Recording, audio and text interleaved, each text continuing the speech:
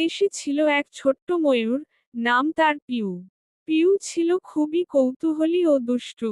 তার গায়ে ছিল নীল পালক, কিন্তু সে সবসময় ভাবত, আমার গায়ে যদি আরো রঙিন পালক থাকত, তাহলে সবাই আমাকে অনেক ভালোবাসত।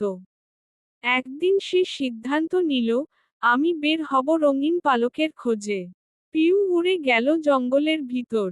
প্রথমে সে দেখা পেল তোতা পাখির। তোতার গা ছিল সবুজ আর ঠোঁট ছিল লাল। পিউ বলল, তোতা দাদা, তোমার পালক তো কত সুন্দর। তুমি কি একটু রং আমাকে দেবে? তোতা হেসে বলল, রং তো বাইরের ব্যাপার, পিউ।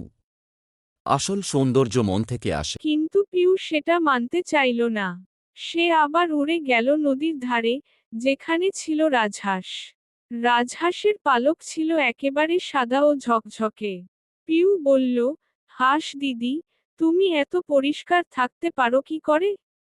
আমার গায়ে যদি এমন পালক থাকতো। হাঁস হেসে বলল, পরিচ্ছন্ন থাকা মানে শুধু গায়ের রং নয়, মনে থাকতে হয় ভালোবাসা আর দায়িত্ববোধ। কিন্তু তবু সে থামল না। এবার সে গেল পাহাড়ের দিকে, সেখানে ছিল এক ইঁদুর শিল্পী। সে নানা রঙের দিয়ে ছবি আঁকছিল। পিউ বলল, ইঁদুর ভাই, তোমার রঙগুলো দিয়ে আমার পালক একটু রঙিন করে দেবে? ইঁদুর বলল, রং তো বাইরের ব্যাপার, পিউ। আসল সৌন্দর্য মন থেকে আসে। তুমি যেমন, তেমনি সুন্দর। তুমি তো এমনিতেই চমৎকার। কিন্তু যদি সত্যিই রং চাও, আমি তোমার জন্য একটা ছবি আঁকতে পারি। পিউ একটু মন খারাপ করে বলল, সবাই বলে আমি সুন্দর, কিন্তু আমার মনে হয় আমি সবার চেয়ে সাদামাটা। ঠিক তখনই এক বুড়ো উল্লুক পাখি এসে বলল, তুমি কি জানো, তোমার নাচের জন্য সবাই তোমাকে ভালোবাসে। তুমি যখন আনন্দে তেখম মেলে নাচো, তখন পুরো জঙ্গল আনন্দে ভরে যায়। সেটা কি কম কিছু? পিউ কিছুক্ষণ চুপ করে থাকল।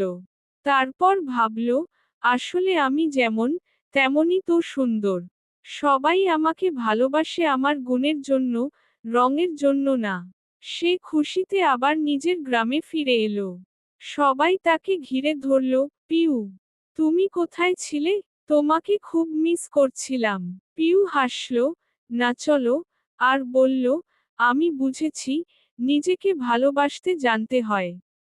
বাইরের রং নয়, আসল রং তো মনেই লুকিয়ে থাকে। এই রকম নতুন নতুন কার্টুন দেখতে হলে আমার এই চ্যানেলটি সাবস্ক্রাইব করুন ও লাইক করুন।